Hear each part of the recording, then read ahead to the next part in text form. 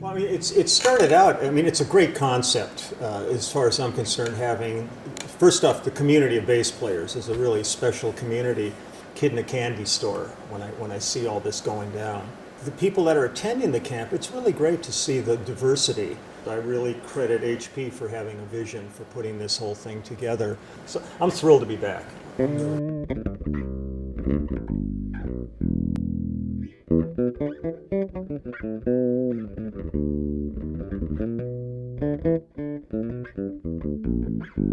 I'm not so much like, I'm not one of these guys that's just going to sit here and blow your mind with chops or anything. That's not what I do.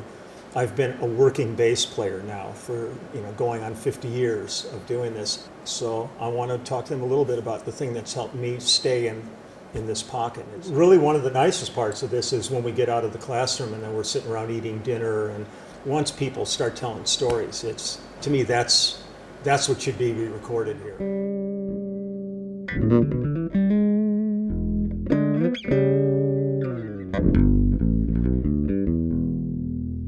Well, I mean, certainly my career basically got launched with James Taylor.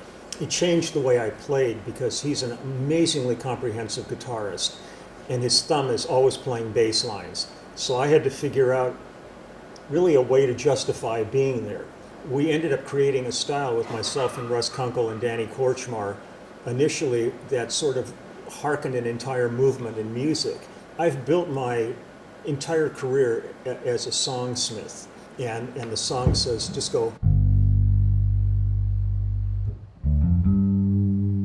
I'm happy. That does not bother me. I don't look at that as a chop. When I go on my Facebook page and I start perusing, 95% of the time nobody's playing a song.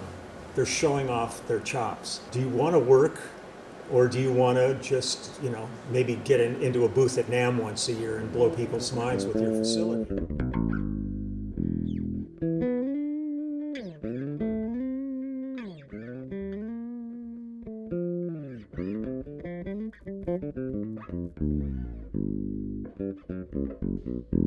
When I show up on a session, generally I might bring 3, possibly 4 basses with me. Warwick is like Godzilla. No matter where it goes, it leaves a giant footprint.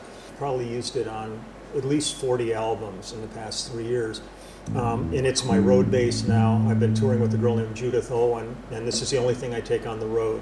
Whatever my style is, has fit so many genres, almost like a universal tone that seems to fit. And every engineer I work with just always goes, man, I love the sound of that bass. It gives everything a place to sit on. As I use mandolin frets on every bass, and they wrote back and they said, I love the fretless stuff that you did on it. It wasn't fretless, it was this. It's just the way I approach it, and I put a little bit of pitch shift on it. If I have a beef with anything, it's the music business.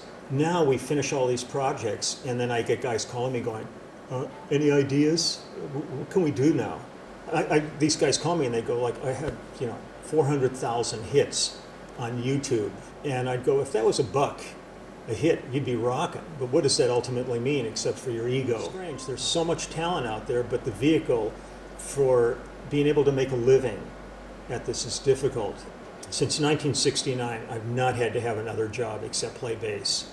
I know very few musicians nowadays that don't have other jobs. I wish more guys would enjoy the idea of cutting without click tracks. But more and more, I've been doing a bunch of projects, and we've gotten new artists to walk away from click tracks. And that's pretty cool.